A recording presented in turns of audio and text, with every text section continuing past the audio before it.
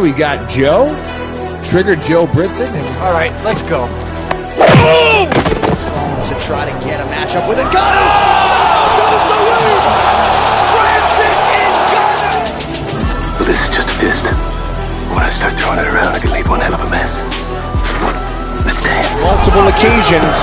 Wow, it looks like they're going to swing to the very end. And he wasn't kidding.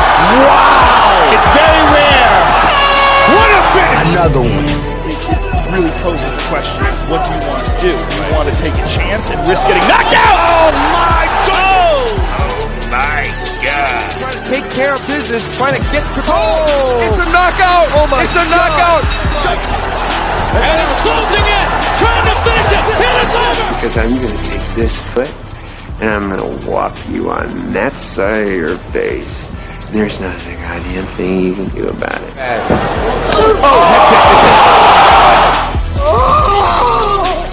Buck is brought to you by Modelo.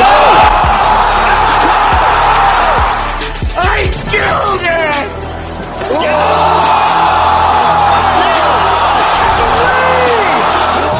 Punch me right in the face, man.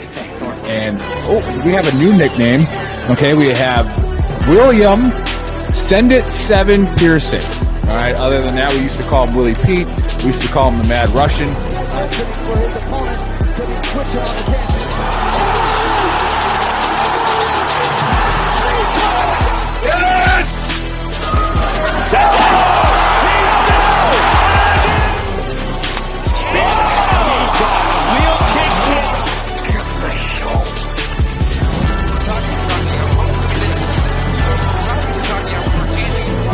Now you're gonna get it, Bobby!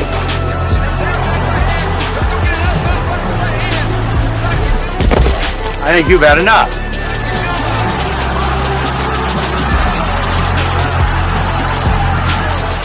No? Now you've had enough. Bitch.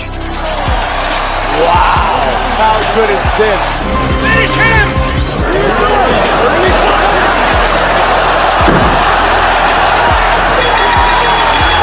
Get him a body bag! Yeah! Another one.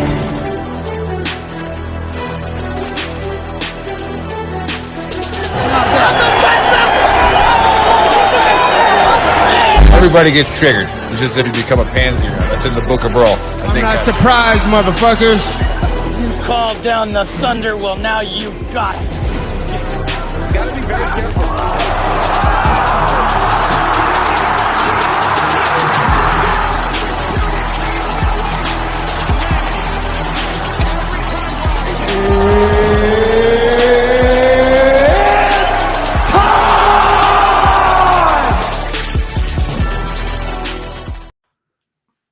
What's up, trash talkers? What's going on, Gruntworks Nation? We are live Friday night. We're a little late, and we got a little bit of a weird scenario going on, but we're going to figure it out. Okay, so behind me, I got two awesome guests. Obviously, to my right, your left. If you're watching, I think it'd be your left, right? So, yeah, we got VTT's mental health warrior, Clifford Ballman. And then on my left, your right, we have Justin Lacey, who's been on the show before. Okay, he likes to pick some fights.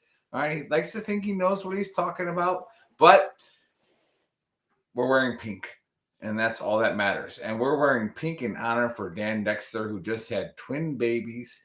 All right, and how many girls is that? 5. Not this is LeBron James. Not 1, 2, 3, not 4, 5 girls. 5 girls. Okay, so Dan, our hearts are with you. Our thoughts, Prayers. everything is with you.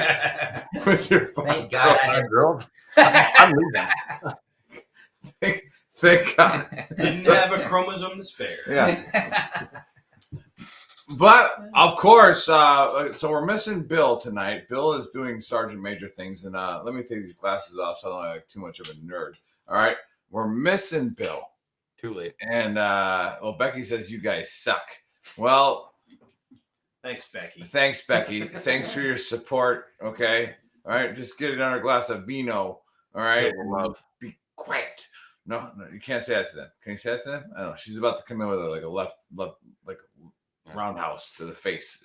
She's gonna come in here. But we got Trigger Joe with us. Have a look at these whoppers. Yeah. Sorry. Get it done! If you haven't seen the clip of that kid going, "Mommy, look at these whoppers, nearly the size of a mountain," in a British accent, I tell you, I'd adopt that kid. Have you guys seen it? Just type in "have a look at these whoppers" on YouTube, and you'll laugh your ass off. He's like 2 years old. He was like, "My daddy doesn't have big muscles. Have a look at these whoppers." Well, anyways, Trigger Joe's here, but Bill is not here tonight, and Bill actually did very well last week. So we're doing a little bit of a weird thing here, where we can't get everybody together at the same time on Friday, which is weird. But we're doing major things. It's life. It's life. It is what it is. And again, those of you watching for the first time, I got to do this. We got new stuff here. Let's see here. We got Boats saying drinking a bourbon. What's up, Boats, man? Hey, Boats, shout out, man. Again, everybody knows Boats. If you go on our store, veterantrashtalk.com, we have a shirt that is specifically designed for Boats to donate money to breast cancer awareness. So if you go there, that supports Boats organization. So he's on the chat there right now. If you are watching, just say hi, say where you're watching from, all that good stuff. Okay. If you don't know how to gamble, this is the show to watch. If you don't have money, don't gamble. That's your disclaimer. Don't do it. Don't do it. All right. Like, it's just dumb. Like, I gamble all the time, but I gamble like $25 to $100, like, because I can lose that. All right. But I got a feeling about this one. Yeah. If you can lose $10, then just that's what you bet. Oh, David Gray's on. Damn red leggers are on here again. Son of a bitch. All right. Yeah. Hey, you keep your artillery over there, Dave. Yeah, whatever. Usually Boats and bourbon doesn't mix, but you haven't met this Boats. Well, now we got Boats, bourbon, and a red legger. Like, oh, this is gross. But either way, it doesn't matter. All right. This is a UFC show. We pick UFC fights. And Joe will give you the exact answer on what to do. Big Earl, by the way, and the guys behind me, we got no clue what's going on. So whatever we say, don't listen. Don't listen to us. Okay? It's just not going to happen. All right? But chances are what Joe and Bill say does happen, except for when we're in Vegas. Then none of it happens. But we're not going to be in Vegas this weekend, so chances are Joe's going to win. All right? That's all it is. All right, Joe, how you doing, brother? How you been? I'm great, buddy. I tell you, for the sake of the show, for the sake of the competition, Bill and I have to pick a fighter. Okay, on FanDuel, I'm 6 for 6 on the last 5 main cards as far as bets go. Because what was it, Oliveira Dariush? What was I screaming the whole time? Nobody knows. It's over. The fight's ending in the first fucking round. It's a knockout. It's a knockout. I had to pick Dariush because I like to gamble. Bill likes to pick chalk. No big deal. But that fight was over in the first round. Knockout. That's how I bet it too. So, and last week with Armin Petrosian, I took that fight to go the distance with that Duncan because it was paying high, and he took him the distance and won. So I think Bill took Duncan though. I think he did.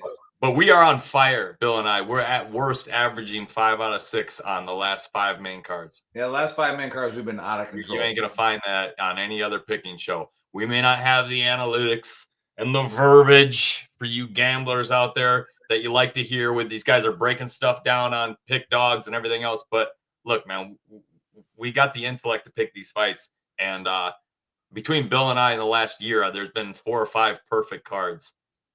And that's with our parlays from the prelims and everything. Yeah, if you hit those 4 or 5 perfect cards and you bet parlays, then you're covered for the year. Like easily. So I hit a 7 fighter 3 weeks ago.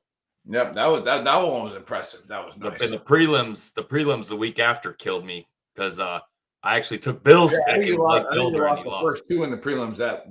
God, there's nothing worse than losing the first prelim fight and then going perfect after that. Well, that's the best because you can reload. So again, yeah. The Big Earl here, I'll tell you how to bet at the end of the show. So make sure you stay in. I'll tell you how to bet and make sure that you capitalize on what these guys are saying because everybody wants to put $200-$300 on a parlay and they don't want to hedge any of their bets with the straight up lock bets. So stick around to the end because Joe's going to give you his locks and all that kind of stuff. David said Musk versus Zuckerberg. Zuck kills him, man. I hate to say it, but Zuckerberg is a legitimate jiu-jitsu player. And if you don't believe me, look it up on Rogan. Zuckerberg can do the jits. Yeah. He's jiu-jitsu trained. He'd never got me out, Joe. I'd be rooting for Musk, but he'd lose. Interesting. All right. I think Musk got something up his sleeve we don't know about. No, I mean I'm legitimate. Zuckerberg trains jiu-jitsu with like legitimate black belts, and I didn't want to believe it. I can't stand that pasty fuck, but he would win. This is streaming. I gotta go for that. Unless Elon Musk is like, hey, dog. you do know that I invented a flamethrower, right? All right. Yeah. That's how Musk wins the fight. Nice. All right, well, let's get into it. Let's get into this. And remember, the big girl here, I pick fights based off of their name and their jawline. I don't know anything about these fighters.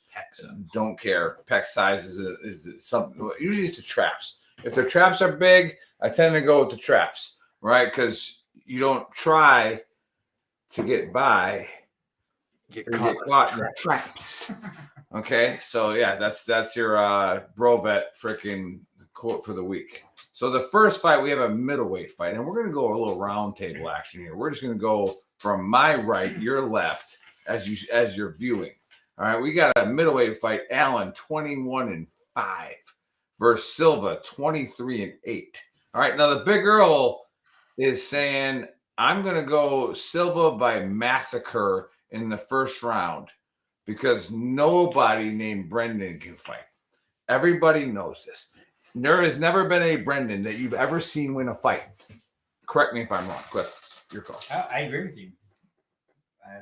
Just by looking at those two fighters, I'm thinking he's going to take him out in the first. I heard he was talking about Bruno before the fight too, and you know what that means. You don't talk about Bruno. You don't fucking talk about Bruno. You don't talk about Bruno.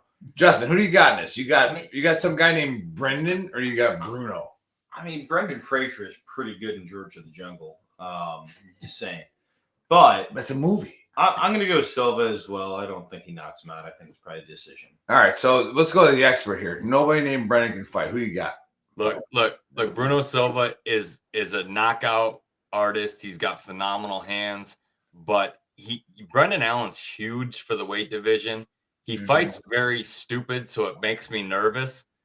But Bruno Silva's lost 6 out of his 8 fights by submission. Brendan Allen has 12 submission wins. He's a submission master. If his coach let him wear that man bun to take this picture, I'm a little worried. But he's got to be telling him, you take this guy to the ground. Silva's a striker. Allen's a jiu-jitsu player. And I'm taking Allen to get it to the ground and sub Silva in the second round. This fight's not going to the cards. These guys are too big. They're probably walking around after their camps around 200. What are they fighting this fight at? I was in a movie called Too Big. Okay, they're fighting at that middleweight, but these guys walk around 200 pounds. So you get cracked in the jaw by a guy who knows how to punch at 200, you're in trouble.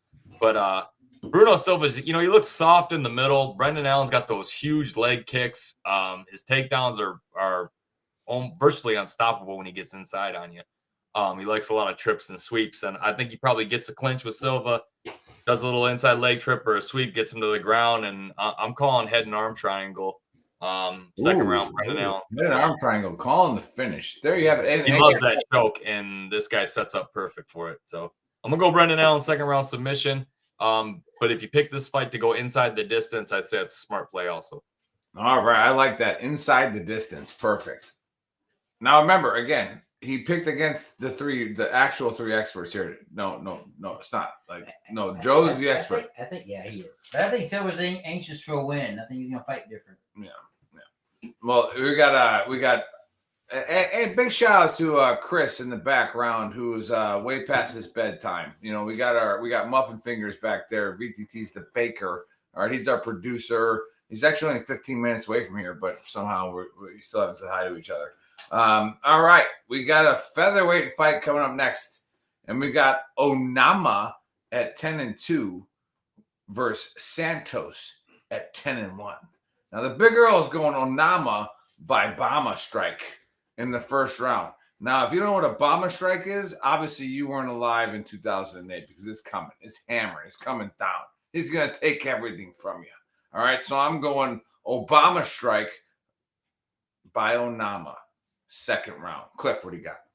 I think Santos is going to knock him right over the border. Oh, my God. Santos is sending him back.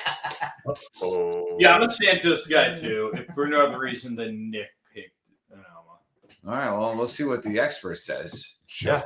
Hate to sound like a broken record, but this fight's not going to the cards either. Onama has a couple things going for him. He's a physical specimen. He looks like skin painted on muscle. Great striker. He's had 12 fights, 10 have ended inside the distance. Santos, the same thing. He's had 11 fights and 9 have ended inside the distance. So if you call inside the distance on this fight, probably a pretty good play. But I'm going to take Santos to catch Onama somewhere in the third round after he gasses, because this kid Santos can push a pace, and Onama has gas tank problems because he's got like 3%. I got a gas tank With problem. Robert Brooks from the Packers. Remember him, Nick? Oh, hey, he had to take IVs at halftime because he had too much crossing muscle. the line there. Onama Okay, sounds like Nick on the golf course. That's almost like Dorothy Mantooth. All right, Robert Brooks is insane. Hey, what'd you say? You people you about to cross the fucking line, Jack? Yeah. Hey, I don't break character until the DVD comes out. Yeah. Anyway, Robert Brooks was hit by a spear by that dirty son of a bitch Blades. Okay, like that's what happened. Yeah. All right, so we're gonna talk about that. They make So- we are a nation of laws, Joe. We are a nation of laws. Well, not in the Blades family. I think they both got away with murder. Yeah, exactly. Literally.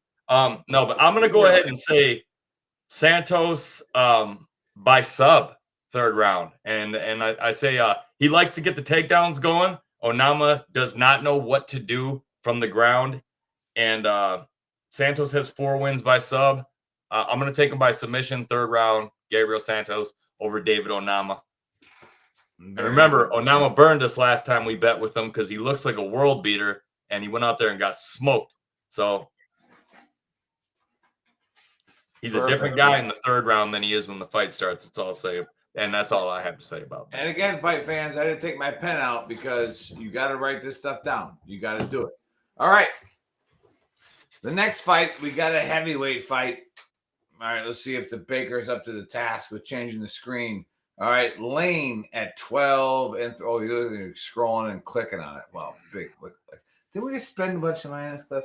I'm pretty sure we spent a bunch of money on the software. Like, I think this should be more transition. So we got we got. Chris is probably tired. Yeah, Chris is tired. He's up late. You know, he's probably baking the whole time. I don't know.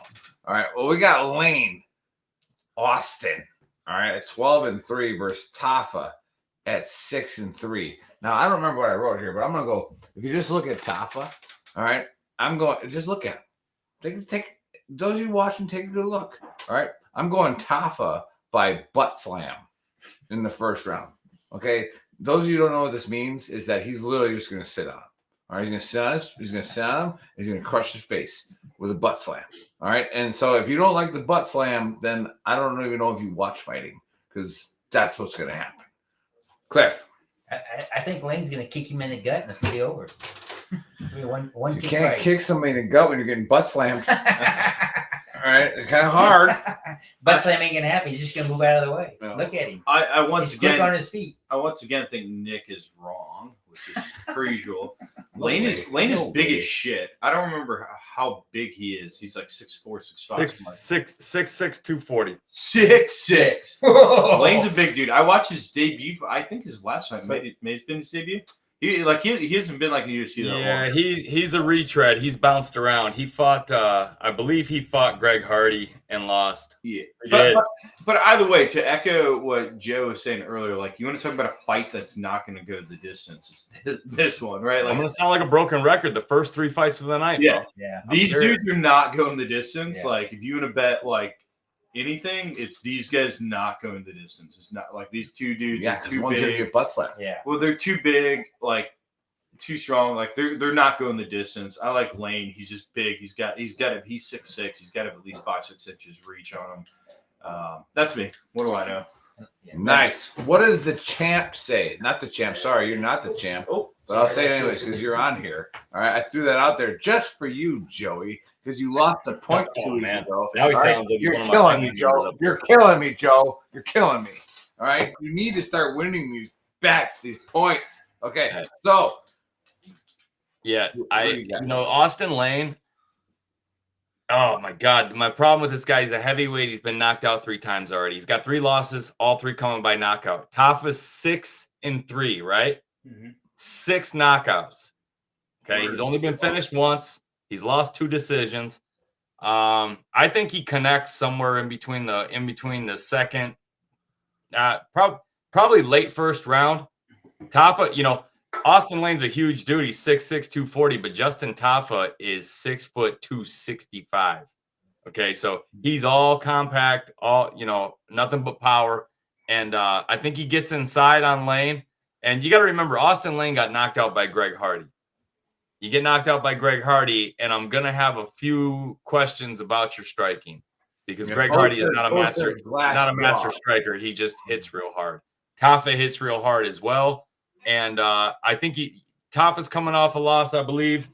Let me go ahead and make sure I'm right about that. But I think Tafa connects late in the first round, and Lane goes to sleep. He's had 3 knockout losses. I think nothing changes here. If you want to play it safe, go under a round and a half for -220 on FanDuel. That's probably the best price you're going to get on this fight ending inside the distance without picking a fighter. If you want to really spice things up, take Tafa by KO, and you're looking at plus money. So I'm going to go ahead and say Tafa KO round 1. Very, very nice, very nice. And David Gray, the red legger, said facts. 6'6" with a glass jaw don't mean shit. All right, so there we go. There you go. That's what it is, right? And Boat says first Brick Fist. I don't know. I've never heard of Brick Fist, but he sounds like a fighter. Sounds like I would pick Brick Fist if that was. I would pick Brick Fist if that was his name. Like, I mean, if his last name was Fist and his parents named him Brick, that is a dick move, my friend. I would definitely do that. His whole life. But yeah, you are right, Joe. Serious dick move. All right.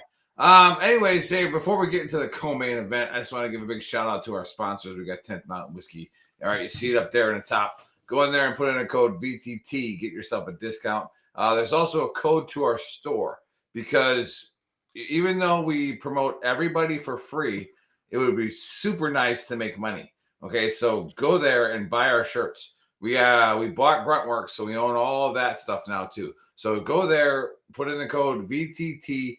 GW, all caps, all right, while you're watching the show, and you get discount on shirts. Like, just go do it. Like, honestly, like, why? Why would you wear any other t-shirt? Well, and they're good quality t-shirts. Right. And I mean, we got Cliff wearing the Quit Being Triggered Pansy one. All right. Justin's never bought one because he's a douche. All right. But like, it's fine. I do drink the whiskey. He does drink the whiskey. We drank a good bottle of 10th Mountain today. It's a fine whiskey. It is. Yeah. It is. All right. So let's get to the co-main. All right. Not the co-main yet. All right. The co-main. It is a co-main yet. Yeah. We got a women fight, and Bill's not here, so we don't know who's going to be the expert on this one. We got a woman flyweight fight, and we got Ribas at 11-3 and Barber at 12-2. Now, I was going to say Ribas by TKO. All right? Okay. But because it's going to be a doctor stoppage because the barber cut her hair off. Oh, my God. Okay. Interesting. You can't do that in a fight. You can't pull that shit. All right. So, Macy, don't even try it. All right. You can't do that. You can't do that in fighting. You can't. He's crying, sir. You can't be pulling hair, Macy. All right. So, I'm going to go with Ribas by technical knockout due to a disqualification for hair pulling by the barber. All right. So, Cliff, what's say you on this one? I think I'm going to go with the barber on 2 with the knockout. Oh, my gosh. Barber's going to knock him.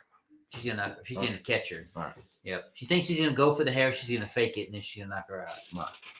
Here's what I'll say. Name me a champion who's ever worn yellow.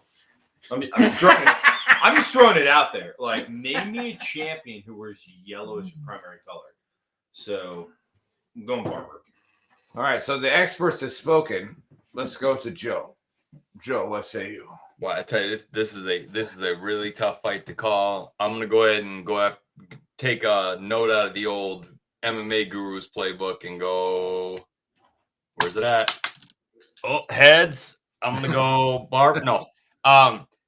Listen, if you want to make money on this fight, bet over 2.5 rounds. Okay, because the judges' scorecards have been so screwy on these really close competition, high-level females. These girls are both in the top 4, top 5 of their division. And Macy Barber is a dog, man. She stays in fights even when it looks like she's getting beat.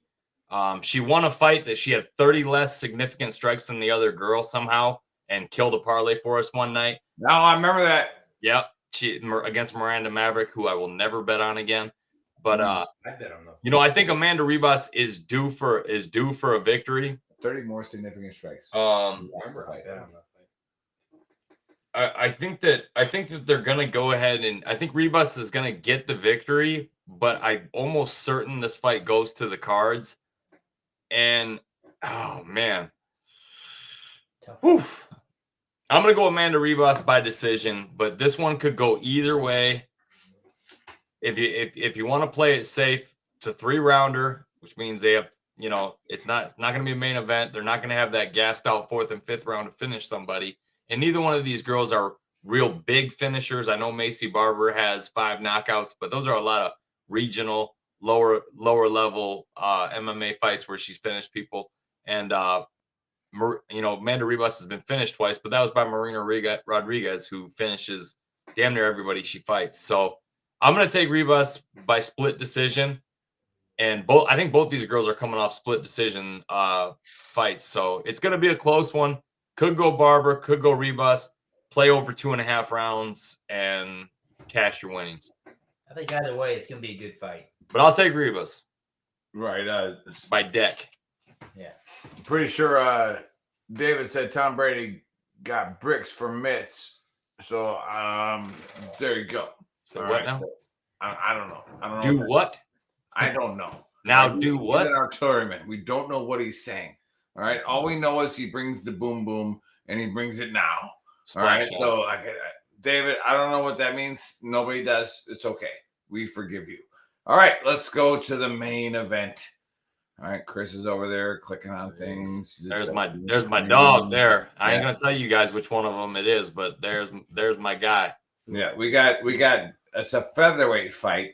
Why are we even discussing it? Exactly. Why are we discussing a featherweight fight? Because Justin knows exactly where I'm going with this. He's going exactly where I'm going. All right, so we got Emmett at 18-3 versus Potpourri or whatever the fuck his name is. All right, Topuria.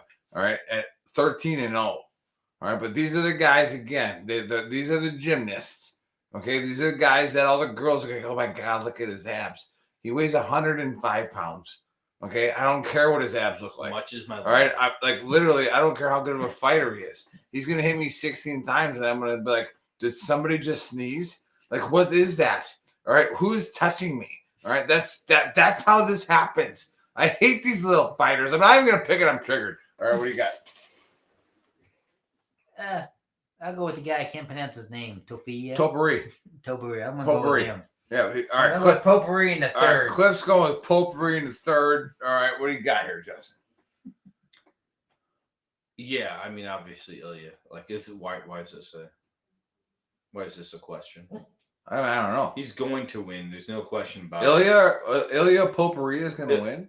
Yes, 100%. Even Joe has to admit this one's correct. Okay. All right. We're starting to shake his head yes. So we'll see. We'll see. I mean, like, this one to me is. Look. Topuria has been an absolute wrecking ball. I believe this guy's going to be one of the next champs at featherweight. Josh Emmett's had a great run, but dude, he's 38 years old. Topuria is 26. That's 12 years. That's a huge difference in featherweights. 38 at heavyweight, not a big deal.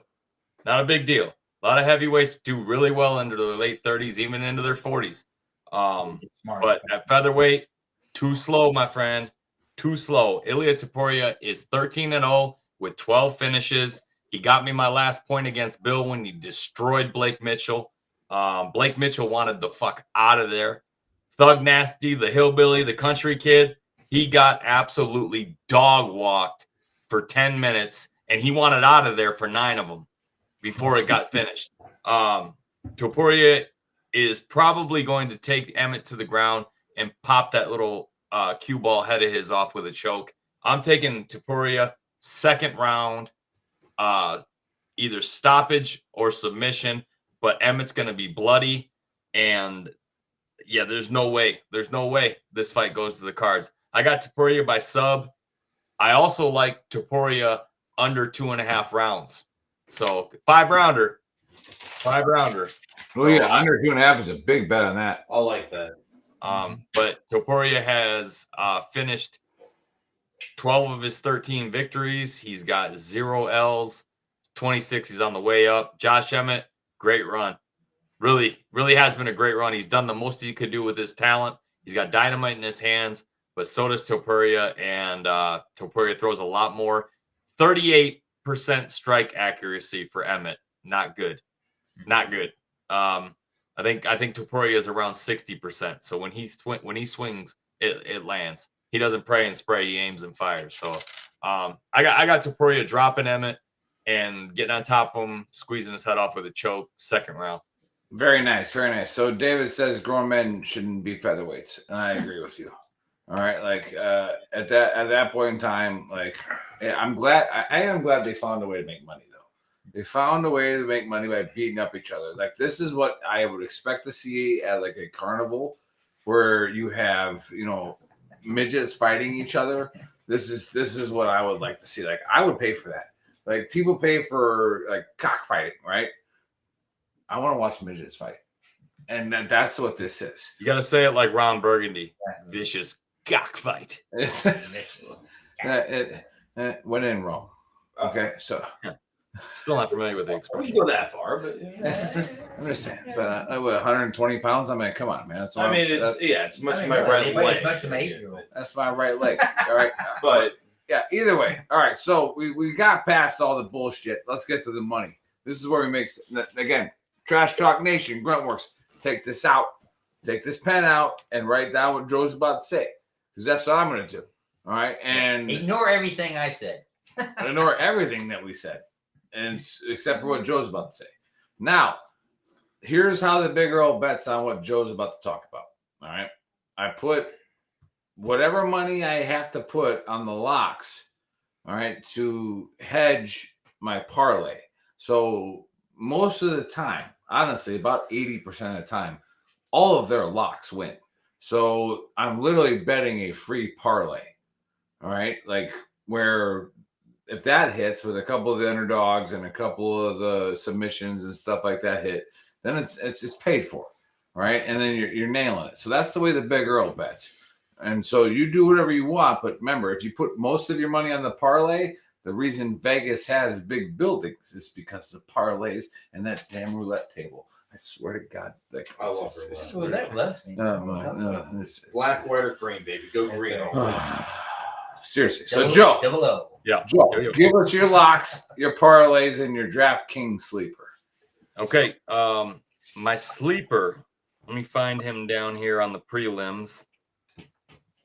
Actually, it's a her, believe it or not. My sleeper is Jillian Robertson over Tabitha Ricci. She's a plus 115 right now. I think that fight goes either way. Jillian Robinson's a great wrestler. She likes to do the lay and pray at 115 pounds.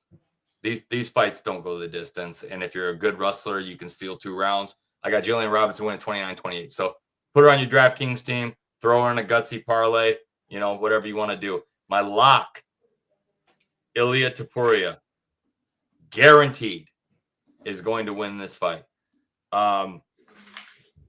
Then Tafa and Lane, under a round and a half or inside the distance, however your betting platform lets you bet, take that fight to go under. I got it under a round and a half in my parlay. So that's how much I believe that fight will make it out of the first round. And those are the only 2 that I'm locking up. And Randy Brown in the prelims. Randy Brown over Wellington Turman. Wellington Turman's cutting down to 170. I never like when these guys cut down late in their career like that, or after a long stint at middleweight.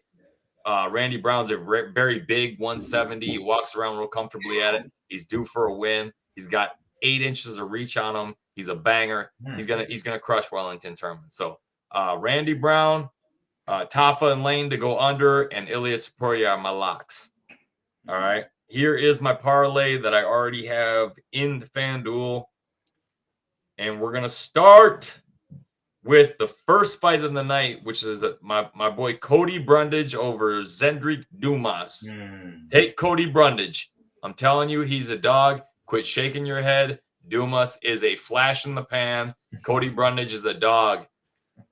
No. Tell me why. I want to hear it.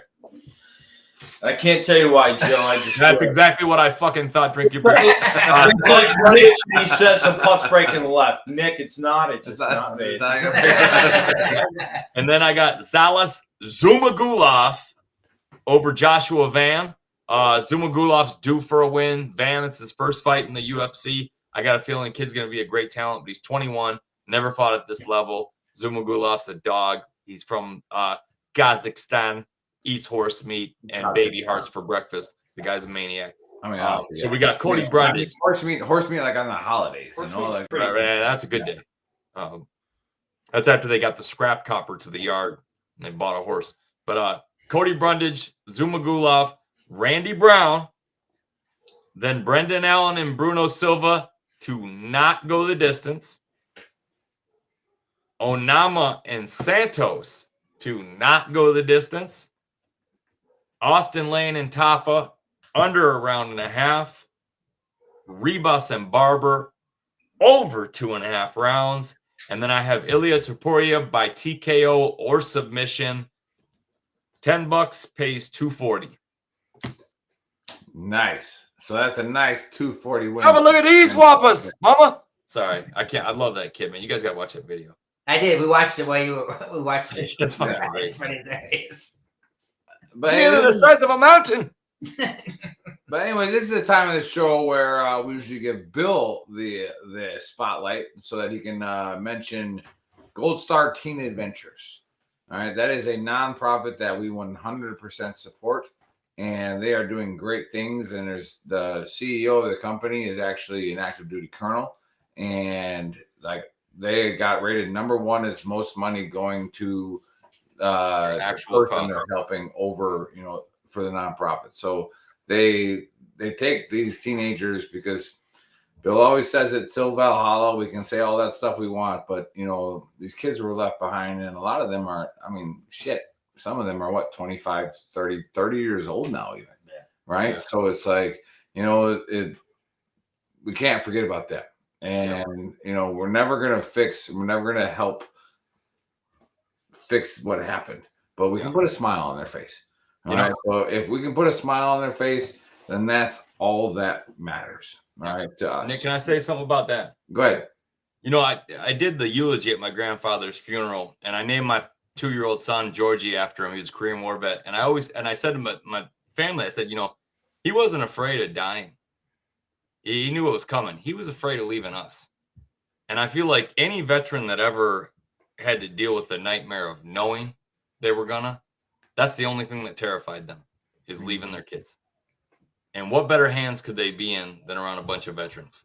Yeah. Like, give money to that cause, because even the people working there got skin in the game, you know, and they care, and they want to show these kids, you know, this is who your dad was. This is the kind of people, this is the kind of people that made you.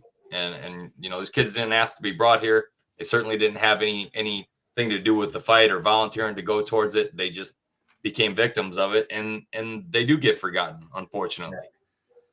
So yeah, just remember that. I will be the first to admit that I didn't even really think about that.